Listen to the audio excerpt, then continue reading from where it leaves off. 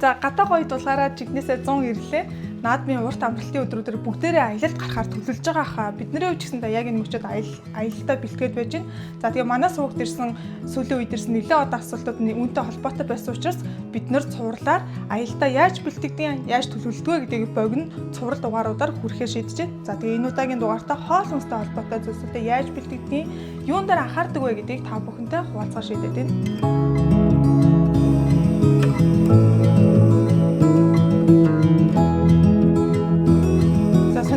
Асуулт ирсэн болохоор яаж газын билетэн дээр хээрийн нөхцөлд ингэж гоё будаага агшаагаад байна гэсэн асуулт ирсэн.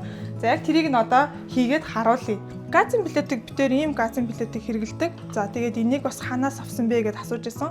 Хороолын эцэст байдаг Wild гэдэг аялын дэлгүүр байдаг. Бараг бүгдээрээ мэддэг бах. Тэндээс бид нэр авч исэн. Яагаад сонгосон бэ гэхээр мэдээж авсаархан.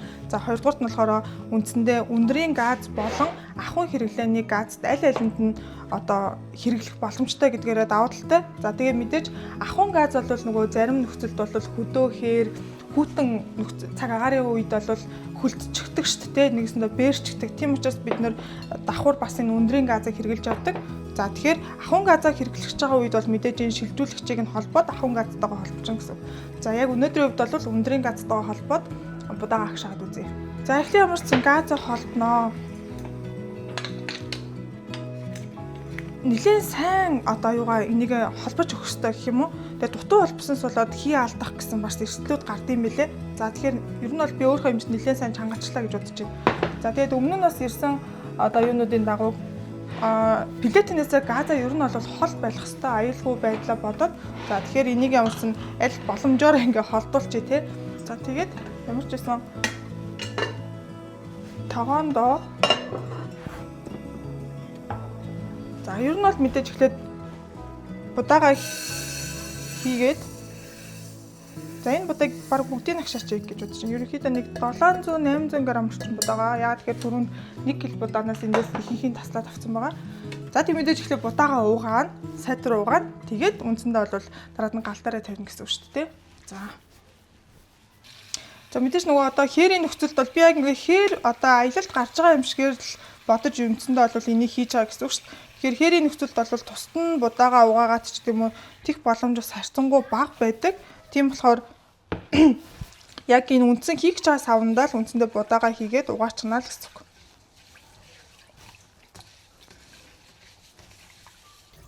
За тэгээд нэг удаагийн угаалтаар бол будааны маань юу болвол яг бүрэн гардаггүй тий. Тэгэхээр 2-оос 3 удаа угаасны дараа ер нь бол будаага агшаана гэж бодож байна. За тэгээд бидэд яг сүүлд нь нэг ерөнхийдөө нөгөө нэг галтгооны одоо хэрэгсэл гэх юм уу тоогоо шанагын хувьд яг ямархуу зүйлсүүд ер нь хэрэглээд байна вэ гэдгийг харуулчих. Яг одоогийн энэ хэрэглэж байгаа энэ тоогоо маань бол маш олон төрлийн байдлаар хэрэглэгддэг. Олон төрлийн хэрэглээтэй тоогоо байгаа. За энэ дээр бол нэгсэндээ будаагаач агшаана, хоолоо шүлтөө олоочийн, хуургаач бэлтэн гэд маш олон үйлдэлүүдийг хийдэг байгаа гэсэн үг. За тэгээд тавуулын явж байгаа гэр бүлээр явж байгаа нөхцөлд бол энэ тоогоо маань бол яг бидний одоо хэрэгцээг яг бидний одоо юу гэдгийг порцийг яг тохиромжтой хангадаг гэх юм уу тий. За хоёулаа аялж байгаа үед бол арай өөр жижиг бас тоогоонуудыг хэрэгэлдэг. За ер нь бол будаага угаачлаа. За одоо тэгэхээр гал дээрээ тавихын өмнө юуг харуулах гэдэг вэ гэхээр за угаацсан будаага шүү дээ. Тэгэхээр нөгөө нэг дээшээгээ болвол нэг ойролцоогоор 2 см орчим болвол ус нь байгаа. Тиймэрхүү байдлаар хэрэгэлдэг. За тэгээ илүү жоохон нэлбэр ч юм уу агшаагч бол энэс илүү хус хэрэглэж болно. Үндсэндээ бол нэг гэрийнхэн будаа агшаагчанд агшаадагтай яг л адилхан зарчмаар ус юуг нь тааруулчихна гэсэн үг. Тэгэхээр хамгийн гол зүйл нь юуг тааруулах вэ гэхээр энэ газ буюу галныхаа л тохиргоог тааруулах нь чухал. Тэрнээс биш будааны хувьд усны хувьд ч юм уу яг л энгийн л нөгөө будаа агшаагчанд агшаадаг шиг л бэлтчихнэ гэсэн үг шүү дээ. За газ нээгээд яа өөрөө чиччлээ шүү. За одоо энэ бол нэлээд их хасж шүү дээ. За тэгэхээр нэг иймэрхүү дундаж хэмжээнд ер нь бол галаад харуулна. За тэгэл будаага тавьчихна гэсэн. За би галын дахиад жоохон багасгуул зүгээр юм шиг санагдаж байна. За ингээд ямар ч байсан ерөөхдөө ойролцоогоор нэг 20 минут орчим будаа маань агшаад бэлэн болно гэж бодож байна. 15-20 минут. За тэгэхээр одоо ямарчсан будаагаа ингээд аргашаа тавьчих. За тэгээд нөө саяны газны дуун нэлээд орж ирээд байгаа болохоор ингээд аргашаа тавиад ямарчсан энэ дээр будаагаа ингээд агшаачи. За тэр хоорондоо болохоор за ер нь яагаад өнөөдөр будаа агшаах тухай яриад байгаа гэхээр яг энэ аяллаа хээрийн нөхцөлд хоол хүнстэй холбоотой ер нь ямар төрлийн бид нэр хоол иддэг вэ гэхээр бусад төрлийн хоолууд нь болохоор харьцангуй ингээд бэлэн зүйлсүүдийг хэрэглэж болдог. Буюу ингээд авч яваад хэд хоногийн дараа хэрэглэх боломжтой байдаг гэсэн. А будааны хувьд бол мэдээж би өнөөдөр агшаасан будаагаа 3 хоногийн дараа идэх боломжгүй шүү дээ, тийм учраас ер нь будаагаа айгуу гой агшаа сурчих юм бол ямар ч төрлийн хоол, олон төрлийн одоо зүйл хэрэглэх, ашиглах боломжтой учраас энийг нь яриад байгаа гэсэн. За тэгэхээр бид нар ер нь одоо юу хэрэглэдэг хэрэг за жишээлбэл иймэрхүү якисоба болон яки удаан гэсэн юм бэлэн энэ соуста дотроо соустойдаг ийм гоймонгуудыг хэрэглээд бас 2 дахь олондоо хэрэглэдэг. За энийг бол ерөнхийдөө өмнөх нөгөө нэг дугаарууд дээр нэлээд хэрэгэлдэг шүү дээ. Ялангуяа хүүтэн үед тэгээ дээрэс нь яарсан үед бол нөгөө юм Монгол бэлэн хоол шүлнүүд маань бол айгүй аминд ордог тий. За энэ бол яг миний дуртай гурвалжин будаатай шүлнэ. За ингээд гих мэтчлэн за магадгүй цөөвөн ч юм уу өөр төрлийн хоол их гэж байгаа бол замаасаа явж байгаа газараас хэрцэн гурил авдаг ч юм уу. Бүр эсвэл айгу тухтаа явж байгаа бол мэдээж гурил аваад өөртөө зуураад энэ төр хэрэглэх боломжтой гэсэн үг шүү дээ. Тэгэхээр бусад зүйлсүүд нь бол ерөөхдөө иймэрхүү байдлаар нэлээд бэлэн зүйлсүүдийг бол аваад хэрэглэж болдог. За тэгээд дээрэс нь энэ дээр нэмээд үндсэндээ бол нөгөө өөр бусад төрлийн гоймонгууд ч гэсэндээ бас хэрэглэгдэх боломжтой гэдэг ч юм уу те. Иймэрхүү байдлаар нь ерөөхдөө бол нөгөө хоолны үндсэн орцууд ч юм бол бэлэн зүйлсүүдийг ингээ ашиглах боломжтой байгаа гэсэн үг. За тэгээд мэдээж нөгөө нэг яг бэлэн хоол гэдэг чинь бэлэн гоймон. За тэрийг мэдээж аль болох хэрэглэхгүй боддог. Аль болох өөртөө болгож хэрэглэх ийм хоол хүнсүүдийг бол аяллахын туршид бол бид нар бол сонгоод хэрэглэдэг байгаа гэсэн үг. За түрүүнд нөгөө ерөнхийдөө ямар тогоо хэрэгсэл хэрэглэдэг вэ хоолндоо гэхээр за энэ бол ихвчлэн хоёулаа явж байгаа үед бол энэ сетийг бол хэрэглэхэд хангалттай байдаг.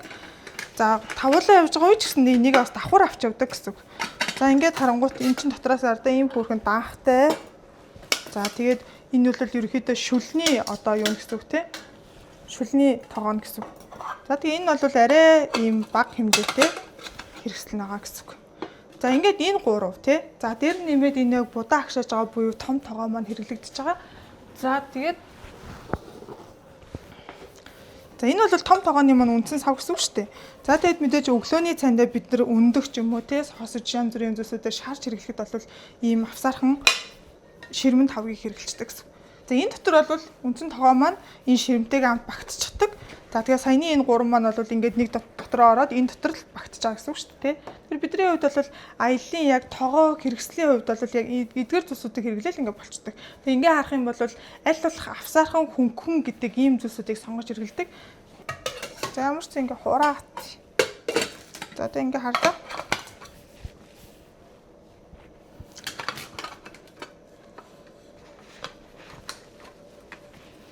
За хамгийн сүүлд нь тэг яг бүх юмудаа ерөөхдөө ямархуу байдлаар бас нөгөө нэг цэгцэлж авч явдаг вэ гэдгийг нэг харуулнаа.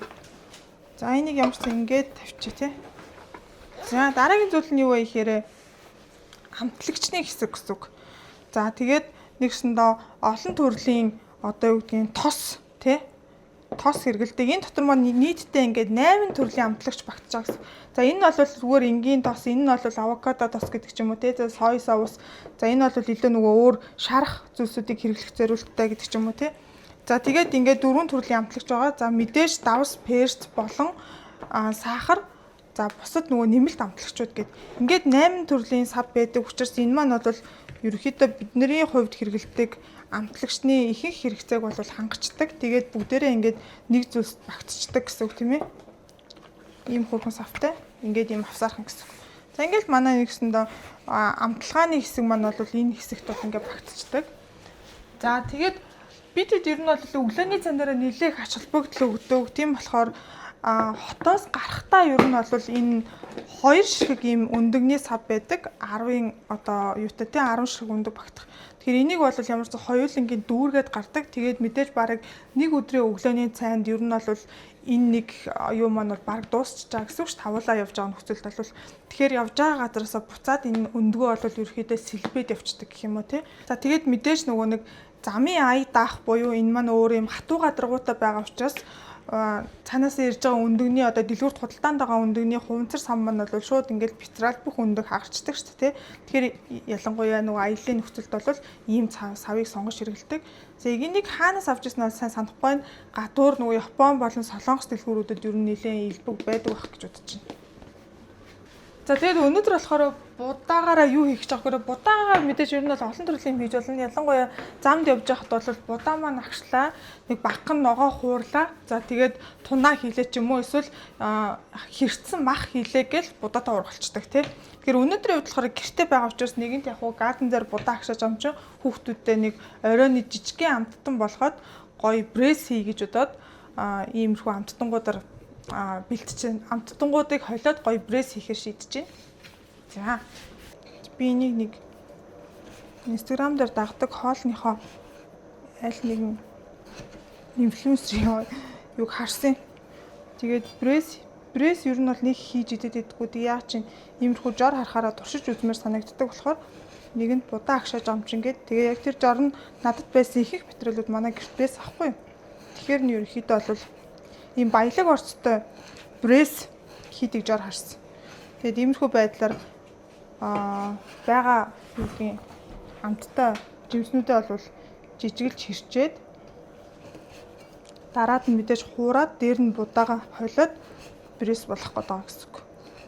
Өнөөдрийн хувьд болохоор энэ дээр хэрэглэж байгаа зүйлсүүд болохоор за манго жимс, хатаасан манго. За ямар ч ца хоёрыг бол хэрччихлээ. За тэгээд цангис жимс, тэгээд хулууны үр болон за яг нөгөө хоолнд шарах зориулалтаар хэрэглэгддэг ийм самар байгаа гэсэн үг. Эдрийг ерөөхдөө бол жижигэлж эхлээд хэрчээд за нэгэнт яг нөгөө аялалд явж байгаа юм шигээр газан дээр хийх учраас будаага агшсны дараа газан дээр энийг ерөөхдөө бол хийж байна. Хуурна гэсэн үг. Олноор нь хийвэл зүгээр юм шиг.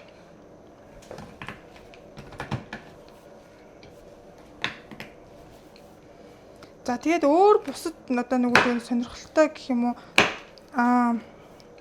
за хоолоо ингээд гоё хийчнэ. За тэгээд хоол хийсний дараа юу болдог вэ гэхээр нөгөө идэж уусан зүйлсүүдэд цэвэрлэх гэдэг ажил болно шүү дээ тий. Тэгэхээр тэрийг бол яг тухайн юу гэдгийг хоол идэж дуусныхаа дараа дор нь цэвэрлээд буцаагаад яг бүгд хаана байсан зориултын сав зүйлсүүдэд нь хийгээ явдаг. За тэрэн дээр бол бас нэг ганц хоёр зүйлсүүдийг харуулнаа. Махан яаж авч явдаг вэ? Ер нь хоолн дээр ч одоо хамгийн гол орцууд чинь за саяны будаа болон гомж гэдэг юм уу энэ хэсэг нь бол ингээд болчлаа гэхэд мах дараагийн хэсэг нь болохоор ногоо гэсэн орцууд байгаа даа тий. За ногооны хувьд бол ер нь бол яг төвсөрөн газраас худалдааны цэгүүдээс ногоо базаагаад явбал зүгээр гэдэм байлээ.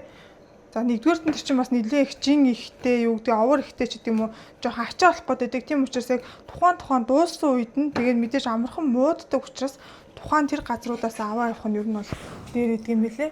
Эхний жилүүдэд бол бид нэлээ ингээл ихээр нь аваа явдаг гэсэн. Тэгэл зарим нь нэлээх мууддаг гэсэн. Тэгээ сүүлийн үед бол ерөөсөө тэгж бараг авахаа болоод байгаа. За харин махны хувьд бол яг хэд хоногийн аялал хийх гэж чинь хаашаа явах гэж чинь гэдэг юм уу тэрнээс амаараад юу идэж уумаар байна гэдгээ урьдчилаад нэлээд төлөвлөдөг. Тэгээд махаа бол хөргөгчөнд одоо нөгөө машины хөргөгч гэж байгаа шүү дээ. Хөргөгчөнд хийгээд аваа явдаг. За махыг нь болохоор тусад нь харуулъя. Ямар ч эхлээд би эднэрийг нэг хэрчээд тхий. Одоо нөгөө будаа маань одоо ингээд ярьж итл болох гээд байгаа байхгүй. За тэгээ будаан дээр бол нэг хайхтар нарийн дүрэн байхгүй шүү дээ. Ингээ галаа ерөөхдөө дунд зэрэг хэмжээнд нь тавьчихж байгаа. Тэгэл нэг 15-20 минутын дотор будаа болчих гээд байгаа шүү дээ. Оо, бараг болчих. Хэдэн минут болов? За, будаа маань бараг болчих нэр та. Ингээл ийм гоё будаа. Ер нь бол их дундуур нь нэг нөгөө тагийг нээхгүй гэлтэй олон янзын тийм дүрэн бол байхгүй. Зүгээр ингээл сайхан юугаа галаал тааруулсан байхад л болчихж байгаа гэсэн. Зөөлөн гал дээр л хийчих гэсэн. За, будаа болцсон шүү дээ. Тэгвэл гал юугаа салгачих. За нэг хэсэгхэн ингээд тагийн таглаад ингээд орхичих. За ямар ч гэсэн холцоо бэлтчихлээ. Ингээ хоёр төрлийн самар, манго, цангис гэсэн ийм орцтойгоор өнөөдрийнхэн брэсийг хийх гээд байгаа шүү дээ. За ямарсан тэгэхээр будаагаа юу яа? Эхлээ будаагаа гаргая. Будаа агшаас энэ тогоондоо л ер нь бол буцаагаад хуурах гэдэг гэсэн үг шүү дээ. Эднэрийг бэлдэж. За. Будаа маань болсон гэдгийг бидэд яаж мэдж байгаа вэхээр хамгийн эхлээд нөгөө галын чимээ буюу нэгсэндээ нөгөө ус маань ингээд багасаад байгаа гэсэн үг шүү дээ. Чимээгээр нь таньж байгаа. За нөгөө талаас болохоор ингээд нааш ойртуулаад харах уу? Тагийг онгоолгоод авахуд бол ингээд нүх үүссэн байгаа гэсэн үг шүү дээ. Тэгээ ер нь бол энэ будаа агших гэдэг чинь ерөөс ингээд шин зүйл нээлт биш те. Ингээд будаа агшигч биднэрт одоо ингээд байнга өдөр тутамдаа хэрэгэлдэг болчингууд л гинт гал дээр яаж будаа агших вэ гэдэг нь зарим хүний үед сонирхолтой санагдаад байгаа болохоос өмнө зүгээр ингээд гал дээр ингээд будаа агшаадаг гэсэн үг шүү дээ. Тэгээ дундуур нь угаасаа энэ таг магаа ингээд ганц хоёр онгоолгох байрах энэ төр гэд тэд нар бол ямар ч юм нөгөө нэг энэ одоо үгдгийн дутуу болох гэдэгт бол нөлөө үзүүлдэггүй. Тийм болохоор ерөөсөө тэгж амар их хүн дээр хүлээж авахгүйгээр энэ зүгээр л юм энгийн зүйл байна л гэж бодоод будаа агшаана гэсэн үг. За өөрсөн будаа агшсаасан будаагаа бид эхлээд нэг газар юугаад савлаад тэгээд энэ тавгандаа тогоондоо бид нар хуурах гэдэг байгаа байхгүй юу? За галтгооны хэрэгслийн аялал сет гэж байгаа. За тэгээд энэ дээр бол бас л ерөөхдөө вайлдаас авчихсан санагдаж байна. За тэгээд энэ дээр нэг хэлмээр байгаа зүйл нь болохоор энэ ихэвчлэн нөгөө нэг ийм аялал сетүүдэд болохоор нөгөө пивер махны мод дагалдаж ирээд байдаг шүү дээ юм. Тэгээ бид болохоор ерөөхдөө тийм зүйл махны модонд дандаа модыг хэрэгэлдэг учраас энийг нь бол модоор ингээд солилцсон байгаа. За тэгээ бусад ерөнхийдөө бол нэмэлтээр хэрэгэлсэн гэрээсээ ганц хоёр авсан ганц хоёр зүйл байгаа. Тэгээд ер нь нэхвчлэн ингээд цаанаасаа орж ирж байгаа гэсэн үг шүү дээ. За тэгээ энэ дээр ингээд харах юм бол яг хуу энэний нөгөө нэг доторх юм зохион байгуулалт нь болон энэ материалын чанар нь гэдэг зүйлүүдийг чанарт нь л ер нь бол анхаарж байгаа гэсэн үг шүү дээ. Тэгэхээр энэ бол айгүй эвтэйхэн авсаархан тэгээд ийм хөөрхөн нөгөө нэг авсаархан гэдэг нь л айгүй чухал байсан л да бидний хувьд бол. За дудааны маань хусуур энд байна. За юунд гарах вэ гэхээр за бид нар болохоор бас гал аялал гээд аялын дэлгүүрөөдөг те тэндээс ийм бас аяа тавгны ком хэрэгэлдэг. За энэ маань бол энэ савн дотроо 6 хүний бүх хүүл сет байгаа буюу за энэ дотор юу байгаа вэ гэхээр за хамгийн эхлээд энэ тавг те за тавг хоёрдугаар болно гэсэн үг. За дараад нь болохоор шүлний аяга нь байна. За тэгээд цайны аяга гэсэн үг. Цайны аяга гэдэг ийм сет. За тэгээ эндээ болохоор нөгөө хутаг, халбах сэрээ гэсэн 3 зүйлсүүд багтж байгаа гэсэн үг. За тэгээ нэгсэндээ энэ бол 6 хүний одоо хэмжээ гэсэн үг те 6 хүнийх. Тэгээ энийг ер нь бол хамгийн гол энэ одоо юуны давуу тал нь болохоор бидний хувьд арчид цэвэрлэхэд айгүй амар одоо материалтай гадаргуутай гэх юм уу. Энд ч одоо юу гэдгүүлээ паалан гэх юм уу. Айгүй хурдан цэвэрлэгээ авдаг гэсэн. Зарим аягнууд ч одоо энэ пивер ч юм аягнууд ч ингээл тос их болоод тэгэл цэвэрлэгэнд айгүй төвхтэй байдаг шүү дээ. Энийний хувьд бол давуу тал нь бол тийм. А гэхдээ нэг сул тал байгаа. Халуун хоол итгэхэд энэ жишээлбэл шүлттэй хоол итгэхэд энэ аяг маань бол маш их халдаг. Тэр нь жоохон сул талтай. Айгүй хурдан халдаг. За тийм нэг сул талтай байна. Давуу тал нь бол илүү тэр сул талаас илүү гэж харсан учраас энийг ерөөхдөө бид хэрэгэлдэг. За тэгэхээр юу яа? Энэ цэнхэр юундаа гаргачих. Цэнхэр тагундаа гаргачих будаага. За. Би бол будаага бүрэн сайхан босно л гэж бодоод ингэж яж заад энэ хардаа. Энэ доороо ямар ч ус мус ахгүй юм гоё босон байгаа гэсэн үг. За чир.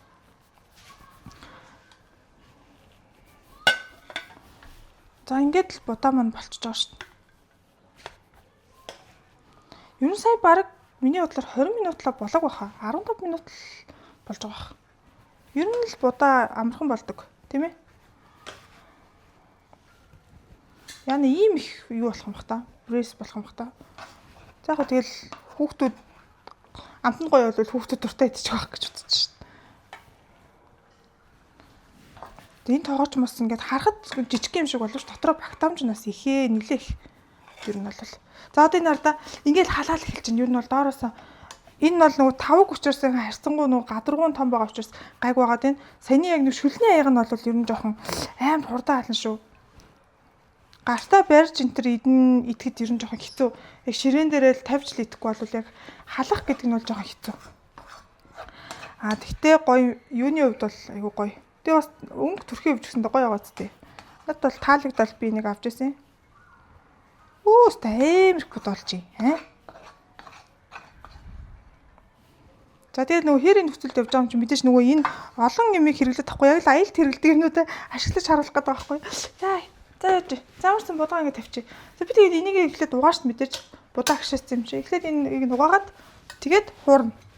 За зүр байж. Угаачихсан тэгээд бидэд ер нь бол юм галтгооны юм хуурай ачуур бас хэрглэж явдаг. Яг аяллаа нөхцөлд бол тэгээ угаасан тоогоогоо сайхан энэгээр хуурай болтол нь арчаад тэгээ хуурна. Одоо нөгөө бусад холцоодоо хуурна. За. Гаднах гадаргууг нь бас арчнаа. Би яг нөгөө жоохон хүмүүс өөртөө жоохон төвхтэй гэж хараад бодооч гэдэг юм уу илүү ингэ санаа зовоод баг тэгж бодоод тахаарал төвхтэй болоод байгаа учраас нэг аяллаа нөхцөлд хоол хийх бол нэг амар тийм төвхтэй асуудал бол биш байгаа шүү дээ. За эндээ урах юм чи энийг аваад ирэх үү? За энийг доошо буулгах чи зааж гараа би хуурахад надад модон хусуур хэрэгтэй. Хусуур үлдчих. Бусдын буулгалаа.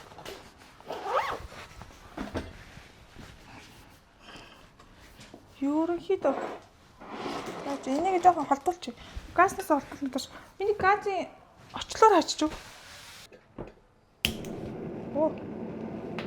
Tas сайхан асчлаа. Будаа жоохон галаас холдуулчих. За одоо яг хөө брэс нэмийн хувьд болохоор эхлээд энэ хоёр төрлийнхаа самраа игээд 2 минут ямар ч тосгүй хуурах юм. Ямар тос хэрэглэхгүйгээр хуурна. Хуурна гэсэн. Заавар дээр.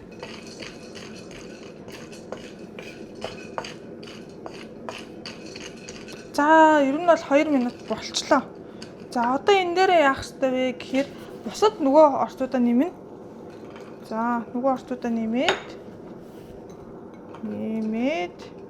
За одоо харин тосоо гин. Тосоо болохоор зүгээр цэцгийн тос эсвэл шар тос хийж болох юм билээ. Би ямар ч гэсэн баг зэрэг ер нь шар тос хэрэглэх сонирхолтой байна. За шар тосоо хэрэглээд дээр нь нэмэх шаардлагатай бол цэцгийн тос хий гэж бодож байна. За нэг гимэрхүү хэмжээгээр шар тос ямжсан хийчихье. За тосоо хайлахаар нэг араас нь жоох амтлагааг нь хий. За гэхдээ цэцгийн тос ер нь гаргаад ирд юм уу? Жохон бас нэмэх хэрэгтэй юм шүү дээ. Шар тосоо хийгээд шар тос их ихээр арай жоохон пологдоо жоох юу болж магадгүй те. За одоо энэ нартай гоо ингээ хайлж байна. Ямар ч цэцгийн тос гаргаад ир. За нэг жоохон бас жоохон нэмчихээ дөө цэцгийн тос. За одоо харин энэ дээр юугаа амтлана. Давс болон сахар. За биднэрт юу авах гэхээр энэ маань бол давс байна. Энэ биш байна. За энэ сахар байна. За тэгэхээр ямар ч эхлээд давсаа ичээ.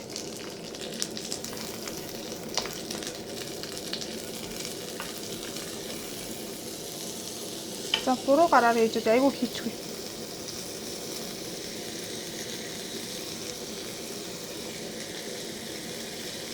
За болох баха. За одоо сахар юм.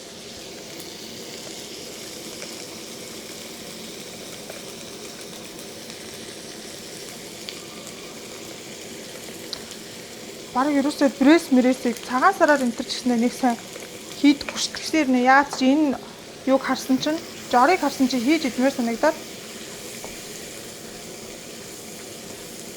Энэ амхан байгуулалтаа орсон өөрөө нөгөө зам даваад явхад ч гэсэндээ боломжтой орсод байгаа шүү дээ. Тийм муудахгүй.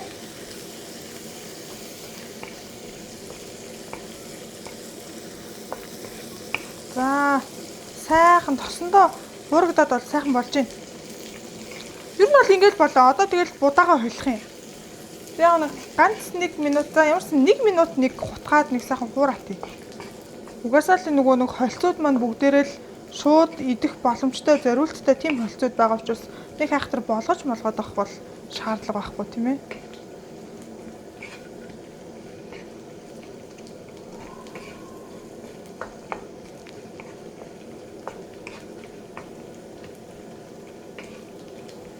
Амтлагаа ямар хөө байгаа болоо л гэж бодод байна. Би тэр нөгөө хоолыг ингээд яг амт нь ямар болсон бэ гэдгийг урьдчилж өөрөө амсаж бас тэгж сурааг болохоор амсмааргүй. Болсныхан дараагийн хүмүүс амс. За 1 минут хуурсан гэж бодож байна. За тэгэхээр одоо будаагаа инээ.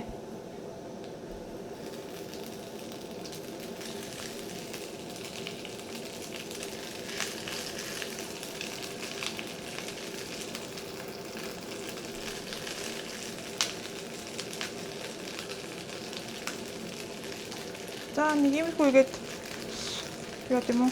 Утгаад үзэх юм уу? За жоо. Жоо халаад байна.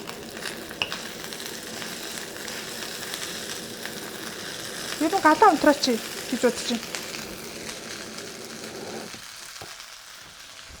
За галаа унтраач.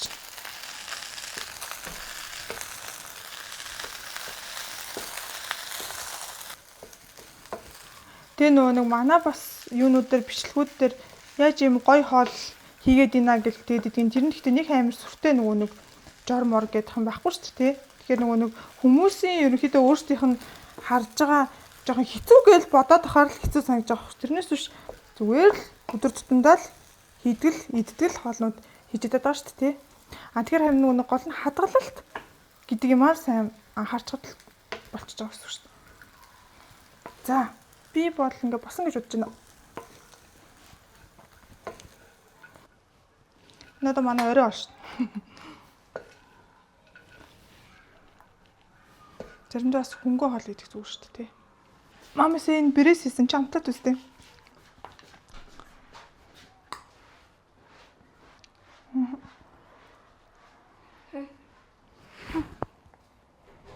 Хамтны мөрсөн юм гол нь.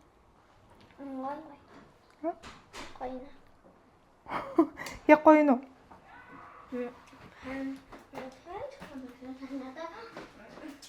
Энэ гоё. Юу? Гэхдээ ингээд холиод амтал та. Надад л гоё юм. Тэ жоохон сахар багтсан гэж хэлж магадгүй мэн хүүхдүүд. Ямартаач агшаасан будаагаараа ингээд янз бүрийн олон төрлийн зүйл хийж болно гэдгийг л харууллаа. За хэрэгэлсэн тоо шугаа ямар ч зугаачлаа. Одоо энийгээ хураагаад цаашаа бокс руугаа хийгээдгээ. Тэрийг яаж хийдгийг харуулах гэдэг ба шүү дээ. За энд ингээд үндсэн тогоо маань жижигхэн ширэмтэйг орчихсон. За газын билетийг маань ер нь бол хөрчлөө. За тэгэхээр газын билетгээ цаад хураана. Хураахтаа газа бүрэн сайн шалгана. За энэ газ мөн. За энэ торон дотор бол үндсэндээ газын билетик болон бусад хамаарах очлуур болон шилжүүлэгч гээд бүгднийг хамт хийчдэг.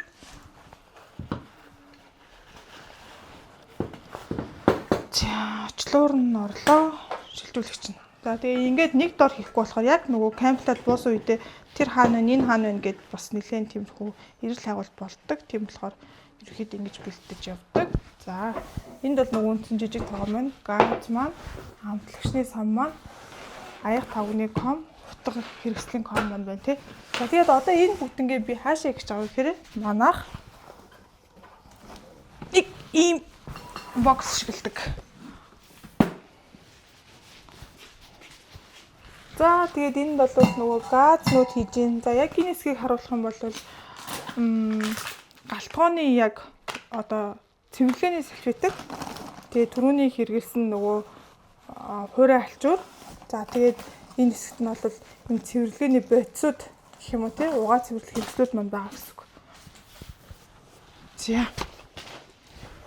За хамгийн том авраг хэсэг нь энэ галын аяг түмний ком байгаа. За тэгээд энийг хамгийн том хэсэгтээ ингээд хийчихдэг. За дараагийн хэсэг маань бол энэ тогооны маань хэсэг байдаг учраас энийг бас энэ хэсэгтээ багтаагаад хийчихнэ. За тэгээд бусад хэрэгслүүд бол ердөөдөө за бүх хэмжээнд хараад хэрэглэнэ. За энэ бас нөгөө нэг юу байгаа. Салхины хаалт тий газын билет хэрвээ салхихтэй өдөр бол заавал хаалт хэрэглэдэг шүү дээ. Сая л нөгөө гэртээ байсан болохоор ингэж хэрэглэсэнгүй шүү дээ тий. За жижиг тоогоо хийлээ. Энийхээ газыг хийлээ. Өндрийн газаа хийлээ. Газын билетгээ хийлээ. За тэгээд хайр тугныхаа комыг бол энэ хэсгээр ингээд оруулчихна гэсэн үг. Тэгээд ерөнхийдөө л ингээд харах юм бол дахиад нэг жоохон багахан зай үлдчихэж байгаа. Тэнд нь болохоор одоо ерөнхийдөө лаа, шүдэнд, өөр гэрэл гэдэг ч юм уу тий. Иймэрхүү зүйлсүүдэд багтаагаад энэ боксонтой хийчдэг гэсэн үг. Тэгээ энэ боксоо ерөнхийдөө онгойлгохоор бидний хоол хүнсэндээ хэрэглэгдэх багаж бүх хэрэгсэл маань энэ боксын дотор л багтана гэсэн үг. Энэ маань бас ийм зангуутай тагтай цэвэрхэн битүүмжтэй тий. Тэгээ дээр нь нэлээ хатуу газаргуутай учраас дээр нь одоо нөгөө багаажинда хачаа ачхад бол бас нэлээд тохиомжтой юм уу? Энэ өөрөө жоох хатуу газаргуутай гэсэн үг. За тэгээд энэ манай ногоон цүнх хөнд маань бол хоол хүнсэндээ хэрэглэхэд бидний бүх багаж хэсэг ингээд багтчихсан байх нь шүү дээ. Тэгэхээр одоо харин хүнснийхаа бүтээгдэхүүнүүдийг хаана яаж авч явдгаа нэг харуулъя. За тэгээд олон хоногор явах гэж байгаа бол энэ улаан боксондоо бид нар хуурай хүнснүүдээр нь бол хийдэг. Тэгэхээр хүнсний бүтээгдэхүүн маань хамгийн гол нь нарны тусгалаас хол тэгээ хуурай сэрүүн байх одоо тийм нөхцөлд хадгалагдах хэрэгтэй гэдэг те. Тэгэхээр нөгөө хөргөгчөндөө бол бүх хөлдөөх шаардлагатай бүтээгдэхүүнүүдээ хийгээд бусад бүх хүнсний хэрэгслүүдээр нь бол хүнсний бүтээгдэхүүнүүдээ энэ улаан боксонд дэдэг гэсэн олон нэр нь явж байгаа нөхцөлд. За харин 2-3 хоногийн аялалд явж байгаа бол ерөөдөө энэ нэг цэнхэр кул боксон дотроо баг ихэнх хүнсүүдэд хийхэд хангалттай байдаг. За тэгээд олон хоногийн аялалд магадгүй ингээд бид нэр ихэвчлэн энэ хоёроо зэрэг бас хэрэгэлдэг. Ягаад тэгэхээр цэнхэртэй болвол илүү зам зуур идэх гэдэг ч юм уу те арай илүү ойр байх үднэс энэ улаан боксыг бол мэдээж ачааныхаа нэлээд доотлын хэсэг дээр ер нь бол багажныхаа нэлээд хамгийн доотлын ачааныхаа хэсэг дээр бол байрлуулдаг. Тийм болохоор илүү очиод кемпинг хийх үедээ ашиглах хүмүүсүүдээ энд ер нь бол агуулж авдаг гэсэн. За одоо тэгээд нөгөө түрүүний ярьсан манай ашиглаж байгаа үндсэн нөгөө галтгооны хэрэгслүүдэд хийж байгаа бокс маань бол магадгүй яг ачааны багажны хэсэгт ер нь бол энэ хоёр иймэрхүү байрлалаар одоо байрладаг гэх юм уу те. Миний ярих чинь хэсэг дээр болох дээр би автомашины хөлдөөгч хөргөгчний хэрэглээ тэрэн дээр яг юун дээр анхаарахын ямар сонголт хийхин дээрээс нь яаж хэрэглэхин дээр анхаарах юм бэ гэдгийг талаар багахан зөвлөгөө өгөөч тий. За тэгэхээр яг одоо зах зээл дээр бол маш олон төрлийн сонголттой том жижиг зөндөө олон хөргөчний сонголтууд байгаа. Тэгэхээр тэр болгоноос яг энэ хамгийн сайн энийг шууд сонгорой гэж хэлэхэд бол төвөгтэй. За мэдээж хөргөлтөөгч хөргөгч болгонд өөр гэсэн даваа тал байгаа. Зарим нь хөргөгч болон хөлдөөгчийн хоёр тасалгаатай байдаг ч юм уу эсвэл том жижиг овор хэмжээ тий дугуйтаа дугуйгүй зөндөө олон сонголт байгаа учраас тэндээс шууд хэлэхэд хэцүү. Харин миний хэлмээр байгаа зөвлөмөр байгаа юм нь юу вэ гэхээр та өөрийнхөө хэрэглээндээ тааруулаад сонгорой. Яг хөргөгчөөр ашиглах шаардлагатай юм уу бүр хөлдөөгчөөр ашиглах шаардлагатай юм уу гэдгийг сонгох хэрэгтэй. За эхлээд би ямарсан бахан өөрийнхөө дурсгал хуваалцвал за энэ хөлдөөгчийг бол өнгөрсөн жил манайхаас ашиглаж ирсэн аялын дугаараас та бүхэн бас харж ирсэн байх. Тэгэхээр энийг бол бид нар яг хөлдөөгчийн зорилгоор ашигладаг. За энэний бас нэг зарим нэг шалтгаанууд нь юу вэ гэхээр бид нар яг хотоос яг өөрсдөө хэрэглээний махаа аваад явах сонирхолтой байдаг. За хөдөө орон нутгаас бас яг мах авахд тэ шууд нойтон мах аваад ингээд тэрийг хадгалж авч явахд төвхтэй байдаг учраас анханаас нь хөлдөөгөөд шууд хоол хоолны хорн англиад аваад явах сонирхолтой байдаг. Дээрээс нь за бидний медиан дээрс нь нэлийг харж бас байх бид нар ч нөгөө замдаа янз бүрийн стейк ч юм уу те гоё амттай янз бүрийн хоол хийх сонирхолтой байдаг. Тэгээ тэрэн зориулсан махнууд чинь яг эндээсээ бэлдэж авч явах шаардлагатай байдаг учраас бас ийм хэрэглээ хийдэг гэсэн үг. За тэгээ хөлдөөгчтэйгээ сонгохдоо бол мэдээж өөрсдийнхөө хэрэгцээндээ тулгуурлаад хэд хоногийн аялал ямар хугацаанд хаашаа явдгийг тэрнээс шалтгаалаад өөрсдөө сонголтоо хийх хэрэгтэй байх. Бид нартай адилхан хэрвээ майхантай аялаад хот суурин төв суурин газруудаас хол аялаад явдаг хүмүүсийн хувьд бол ер нь хөлдөөгчтэй хөргөгчтэй явах бол ер нь л маш их олон зүйл дээр даваа тал болох юм байна гэж бол бид нар бол үтсэн та бүхэнд бас тэгж бол зөвлөмөр байна. За тийм мэдээж хэрэг яг шууд суурин газарт ороод бид нар бол гуанзанд ороод ч юм уу хоолны газрууд дээр хооллоод эсвэл юунуудаар автобазууд нөгөө аялал жуулчлалын баазуудаар буудлаад явдаггүй учраас биднэрт бол энэ бол илүү хэрэгцээтэй байдаг гэсэн. Яг тиймхүү хэрэглээтэй хүмүүс бол бид нар бол 35 литр. За хэрвээ тийм биш ээ 2-3 хүн өдрийн хоолны хэрэглээг аваад явчих гэх юм бол магадгүй 20 литр гэдэг ч юм уу хэмжээний багсгаа авчиж болох байх гэж бодож байна. За тэгээ бид нар бол энэ хөргөч энэ болох тэр нисдэг машин гэдэг юу гэдэг штэ баян бүрдэнд нээдэг. Тэрний 4 давхурт байдаг. Авто Xenon гэдэг дэлгүүрээс авсан тэнд бол энэ Alpicul-ийн маш олон сонголттой хөргөчнүүд хөлдөөгчнүүд байдаг болохтой тэндээс бас та бүхэн сонирхоод үзэр өөрсдийнхөө хэрэглээнд тохирох юмыг бас олж авч чадах байх гэж бодож байна. За тэгээ хөргөчөө авчлаа. За хэрэглэн дээр яаж юун дээр анхаарах вэ гэхээр ер нь бол хөргөгч хөлдөөгч ямар ч загварын хөргөгч хөлдөөгч байсан. Тодорхой хугацааны дараа угаасаа энэ ингээд юугаа алтна хүүтэн байдлаа алтна. Яг машин залгаатай явдаг зөвхөн тэрэнгээрэл цэнэглэн гэж бодох юм бол бас жоохон төвөгтэй. Тэгэхээр ер нь бол хөлдөөгч аваа явж байгаа бол тэрнийхэн цахилгааны шийдлийг аль болох шийдэх хэрэгтэй. Шөндөө ингээд үнжүүлцдэг маргааш өглөө машиндаа суугаад залгаал асаачна гэж бодох чинь бас түүхтэй. Хэрвээ нэг энэ хөлдөөгч чинь хүүтнээ алдчихсан бол буцаагаад нөгөөд нэг хөлдөө хэмдээ хүрэх гэж маш их цэник зарцуулдаг. Тэгээ таны нэг өдрийн жолоодлого чинь тэрэнд хангалттай биш байх боломжууд их гардаг учраас ер нь тогны асуудлыг шийдэх хэрэгтэй. За тогны асуудлыг шийдэхэд бол зөөврийн зайхур агуур те одоо нөгөө экофлоу гэдэг ч юм уу шийдэл байдаг бол зарим бүр дурсагтай айлгч нар бол тэдний 2 аккумулятор тавиад 1 аккумулятораа зөвхөн иймэрхүү юм зарцуулдаг гэдэг ч юм уу шийдлүүдийг бол хийцэн байдаг. Тэгэхээр тэр шийдлийг бол та бүхэн өөрсдөө шийдэх байх. Бид нар бол нэмэлт зайхур агууртаа тэрэндээ энийг байнгын 24 цаг залгаатай гэж явах байдлаар ашигладаг. Тэгэхээр тэр шийдэл бол биднэрт бол болж исэн. Тэгээд нарныхаа панелаар батарейгаа цэнэглээд энийг ингээд за машиндаа явж явах үедээ шууд машинаас батарейгаа цэнэглээд батарейнаас энийг авдаг ч юм уу тиймэрхүү байдлаар шийддэг гэсэн. Тэгжиж яг энэ хөлдөөгч хөргөчнийх нь яг нөгөө үр дүнтэй үйл ажиллагаа нь илүү харагддаг гэсэн. За тэгээд хөлдөөгч хөргөч авцсан тэр цахилгааныхаа шийдлийг шийдсэн. Тэгээд аялдаа гарахаас өмнө бас нэг анхаарах хэдэн зүйл байгаа. Тэр нь юу вэ гэхээр хамгийн нэгдүгээр та хөргөчөө машиндаа авлаа машиндаа шууд ачаал замаасаа дэлгүүр орж юм уу да хийгээл тэгэл гараа явчихна гэж бодож болохгүй. Хөргөчөө хэрэг авсан бол хамгийн түрүү гэртээ авчираад аяллахын өмнөх өдөр нь тогон залгаад яг өөрийнхөө хүссэн температурд магадгүй хас 20 юм уу хас 10 хэмдээд тултал нь хөргөө дотор нь бүх тэр хийх ёстой мах юмнуудаа хийгээд дүүргээд бэлтчихэд аялдаа гарах хэрэгтэй. Тэгэхгүй бол энэ эхнийхэн тэр нөгөө нэмэх оройос хасах 20 хүртэлх тэр температурыг авахдаа хамгийн удаан ажилдаг, хамгийн их цэнийг зарцуулдаг учраас тэрийг зүгээр автомашины 12 вольтын ч юм уу зүгээр нэг энгийн залгуураар авахд тэр хангалттай байдаггүй. Тийм учраас гэртээ 220 та байгаа дээрээ тэр хэрэглэгээ хамгийн түрүүнд хийчих хэрэгтэй. За тэгээд тодорхой за одоо энийгээ нийгээд харуулъя тийм. За манай энэ хөргөчний хөдөлгөөтэй энэ хэсэгтээ гол хөлдөөгчний хэсэг за энэ чинь багахан жижиг хөргүүрийн хэсэгтээ байгаад байгаа. За тэгээ гол хөлдөөгчний хэсэгтээ бол бид нар ингээд махыг бол яг аяллахын өдрүүдийн тоогоор за тэгээ хэд удаа хэд ямар махаар ямар хоол хийх юм гэдгээ дараалал нь хийждэг. Хамгийн сүүлийнх нь хамгийн дорой хамгийн дээр нь хамгийн ихнийх нь байгаад байгаа гэсэн. Тэгэхээр би энэ хөргөчийг аваад доороос нь ухаад шаардлагагүй дээрээс нь ихний өдрийн хоолных махыг авлаа.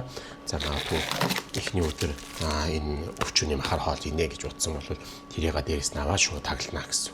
Тиймэрхүү байдлаар бэлдэж явах юм бол илүү үр дүнтэй. Тэгэхгүй бол та энэ ямар ч загварыг хөргөж байсан тийм энийг онгойлгоол хамгийн муухай ингэх юм бол энд нөгөө хадгалсан 2 хас 20 градусын температур чинь нөгөө зууны нэмэх хортой холилдоод буцаад тэрийг нөхөж авах гэж маш их юм зарцуулдаг учраас тэрийг тэр энэ нээлт хаалтаа бага байлгах тал дээр анхаарах хэрэгтэй. За мөн анхаарах хэрэгтэй юм нь хөргөгч аль болох дүүрэн байх тусмаа илүү хүүтнээ удаан барьдаг цэник бага шаарддаг зарцуулдаг гэсэн. Тэгэхээр энэ дотор аль болох энийг дүүрэн байлгахыг хичээх хэрэгтэй. За бид нар бол аль болох ингээм махаа 7 хоног, 10 хоног, 14 хоногийнхаа аялдад харуулад бэлтждэг учраас ихэвчлэн дүүрчдэг. За тэгээд хэрвээ дүүрэхгүй байгаа тохиолдолд бол нэг иймэрхүү нөгөө аяны мөснүүд байдаг штеп. Иймэрхүү мөснүүдээр хажуугаар нь хийгээд чигжээд дүүрхжүүлээс зүгээр. Зарим үед бас савтаа усаа бас хийгээд төлдөөчих бас тохиолдол байдаг. Тэгж бас болно. За бүр яг зүгээр уутанд ус хөлдөөж хийх бол ер нь бол тэр хайхаад урсаад бүүн заваарчдаг учраас тиймэрхүүнээс бол зайлсхийх хэрэгтэй байна. Иймэрхүү юм бол одоо хаасайг уулчдаг үлдсэн. Энэ их зүгээр шийдэлж санагддаг. Тэгээд энэ хөргөчөө аль болох дүүрэн байлгах юм бол тэр юу н алдагдахгүй гэсэн шүү дээ. За тэгээ махнууд бол хоолныхон дарааллаар нь хийж болох нь яг ямар хөө зохион байгуулалтаа хийх нэг талтай ингээ хоёр хувач хийх юм уу тиймэрхүү байдлаар хийвэл зүгээр. Тэгээд махнууд ч өөрөө за ямар нэгэн байдлаар яг битүүмж сайтай уутанд ингээ хаалгачихсан. За эсвэл ингээ бүр вакуумжуулчихсан иймэрхүү байвал их зүгээр ягаад гэвэл энэ ямар нэгэн байдлаар ингээ гислээ ихэд дотор нь шүүс нь гоочоод заваарт болоод байхгүй гэдэг дээр бас анхааруул их зүгээрээ гэсэн. За тэгээд ингээд таны махчин мэдээж хэрэглээний явцад багасаад эхэлнэ. За тэгвэл тэр хоорондоо юунууд оронд нь нөгөө ус идэх ч юм уу те өөр юмудаар хөргөө явчихдаг. Бид нар бол замдаа угаасаа хүүхдүүдтэйгээ бид зарим идэх маш дуртай учраас зармагаас таваад нэмээд ингээд сэлбэт хийждэг ч юм уу. Тэгээ хөргөч айл болох юм байнгын дүүрэн байлгах тал дээр нь анхаараа авчвал их зүгээр байдаг юм аа. Тэрийг тэгэхээр бас анхаараарай гэж бод хэлмээр байна. За тэгээд манай хөрөгчний бас нэг онцлог мэдээж энэлтэй баахан хөргүүрийн цайгаа гэсэн тэндээ одоо юу гэдэг чи замдаа авсан хөдөөнөөс авсан аруулуудаа ч юм уу те. За эсвэл нөгөө нь батаас авсан нэг эстемэстик ч юм уу юм хүмүүдээ садгалаа авчдаг. Тэгээд иймхүү муудах эрсдэлтэй юмнууд дээр ингээ хөлдөөгөө авчвал зүгээр гэдэг учраас энийг хадгалаад явуулах зүгээр. За бас нэг анхаармаар юм бас хэрэглээд тэр бас бодчмаар юм юу гэхээр яг нэг оройныхон мах нэг жоохон гисгэлэн байвал зүгээр гэдэг юмудаа иймэрхүү хөргүүрийн хэсэгт нь тавьдаг ч юм уу те. Тиймэрхүү байдлаар ашиглал зүгээр. За тэгээд зарим хүмүүсийн хэрэглэн дээр хараад хахаар бас махыг бүрхий төлтөөг шаардлагагүй. Заавал энийг хас хор дээр нь тултал нь хөлтөөг шаардлагагүй гэдэг тэрэнд бол би бас санал нийлдэг. Нөгөө хасах хор гэд хүрдэм чинь гээ заавал хас хор гэ тултал нь хөрөгчийг бол ашиглах шаардлагагүй. За ер нь бидний гэрийн хөлтөөгчнүүд бол нэг хамгийн доотлолтой хас 15 хүртэл хөлтөөгөө тэрнээс нэх амин доошо хөлтөөдөггүй. Тэгэхээр ер нь бол хасах 10 мар бол ерөнхийдөө хангалттай байдаг учраас тэрэн дээр бас анхаарал үзүүл зүгээр. Заавал нөгөө доотлын лимитэд тулах гэдэг байх шаардлагагүй гэдэг шүү. Их тусмаа илүү цэнийг илүү юм зацуулдаг гэсэн үг. Тэгээд яг машин чуу залгаатай явж байгаад нөгөөт нь шөндөө хоноод машин хайхамдаа тэр суулгачих ч юм уу эсвэл замын дурч тэр нөгөө жанамны чинь хүчин чадал нь хэр найдвартай байгаагаас хамаарат бас машинаа ингээд муутгач гад байдаг сул талууд гардаг учраас тэрэн дээр бас өөрийнхөө машины хэрэг сайн мэдгүй бол тэрэн дээр шалгаад үзээрэй анхаарал үзье гэж бол хэлмээр байна. Хөрөгч авахад бас нэг анхаарах хэрэгтэй нэг гол юм нэрээ тэр байгаа. Яг хөрөгчний чинь хэрэглээ нь хідэн ватт зарцуулж яг энэ ажиллаж байгаа юм бэ гэдгийг ер нь бол анх авахтаа ер нь шалгаад авчих бол зүгээр. Ер нь бол хөрөгчний нийтлэг юм бол нэг 40-40-оос нэг 50-ын хооронд хэлбэлцэж идэг 40-оос доош байх юм бол ер нь нэлээд сайн дайжгуудаа ороо явцдаг байдаг шүү. Тэгэхээр тэрийг бас анхаарал үзүүлэх зүгээр. За литрийн багтаамж бол цэвэр таны хэрэглэнээс хамаарна. Хитрхи томыг авчаад хоёрын оронд дүүрэхгүй болвол тэр чинь эсрэгээрээ ажиллахаа нөрөө хангалттай 100% ажиллаж чадахгүй нөгөө таны хүссэн хэмжээнд хүргэж чадахгүй тэгсэн юм маш тог зарцуулдаг. Тим сүрэгтэл гардаг учраас бас тэн дээр харах хэрэгтэй. За дараагийн нэг анхаарах хэрэгтэй юм нь юу вэ гэхээр яг хөрөгчний мотор хэсэг нь хаана байгаа юм бэ гэдгийг сайн харах хэрэгтэй. Манай хөрөгчний хувьд яг энэ хойтлтын доотлолтой байрлаж байгаа. Тэгээд яг энэ доор байгаа энэ хэсгийг энэ мотор ажиллаж байгаа учраас энэнгээрээ агаар сорно үлээн гэсэн тийм гормоор ажилтдаг. Тэгэхээр энэ хэсгийг нь ямар нэгэн байдлаар битүүлж болохгүй. За дээрэс нь хөрөгчөө янз бүрийн байдлаар хамаагүй далийн мөрийг тавьж болдоггүй. Айл болох тэгшгэн тавина. Тэгээд энэ агаар моторын энд байгаа агаар андчгүй хоёртолтой ч юм уу хойно урдаа ч юм уу сеттэй байгаа шүү дээ. Тэгэхээр тэр хэсгүүдээ таагалж битгүүлж болохгүй гэх юм бол тэрнээс болж хаалт үсээ халснаас болоод мотор нь амархан эвдэрчих юм аюултай байдаг. Тэгээд тэр хөрөгч эвдэрчихсэн амир муу хөрөгч байлээ гэдэг юм яриад байдаг. Тэгэхээр тэрэн дээр бол тийм асуудал нь ерөнхийдөө хүмүүсийн хэрэглээний буруутай үйлдэлээс болж их гардаг. Тэр нь үнэтэй байна уу хэмтэй хөрөгчнөөс хамаарахгүйгээр гардаг алдаа гэсэн үг. За тэгээд иймэрхүү зүйлүүдийг ер нь анхаарчхад ер нь та ямар ч том жижиг ямар ч хөрөгч ашиглаж ийсэн ер нь хэрэгтэй. Тэгээд өөрсдийнхөө бас аялыг ая тухтай болгоход бол хөлтөөгчтэй явахад бол маш их давуу тал бий болдог бол бид нар өөрсдийнхөө бас дурцгаас бол мэдэрсэн. Тийм учраас бас та хэдэг бас тэгээрсэй гэж бол зөвлөмөр. За тэгээд дараагийн дугааруудаараа бид нэр ер нь майхантай аялал ихэд өөр ямар зүйлсээр анхаарах шаардлагатай гэдэг юм буюу нойлоо яаж шийдэх, бусад аяны хэрэгслүүдэд яаж сонгосон, яаж шийдэх, яаж бэлдэх гэх мэтчлэн тэдгээр зүйлсүүдийг та бүхэнтэй хуваалцах болно. Тэгэхээр ямар ч тач бидний аялалдаа хэрхэн бэлтгэдэг, хүнсний бүтээгдэхүүндээ яаж анхаардаг вэ гэдэг энэ дугаартаа хамт байсан бүх үзэгчдэд баярлалаа.